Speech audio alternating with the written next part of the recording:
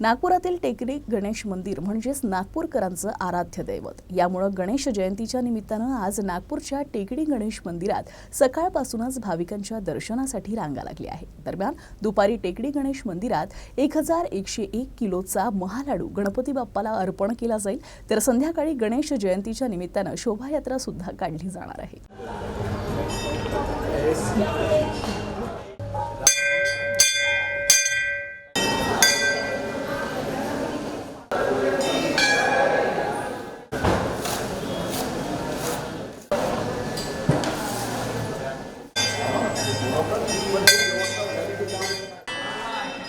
Gitu mama.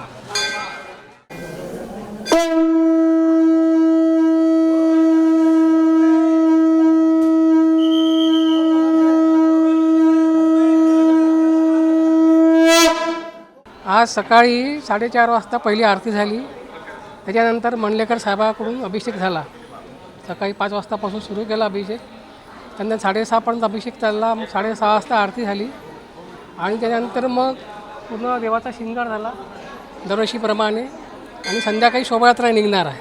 आज माघ महिन्याची चतुर्थी आहे आणि तिळी या महिन्यामध्ये चालते। माघ महिन्यामध्ये वसंती पंचमी रथसप्तमीपर्यंत चालते तिळी।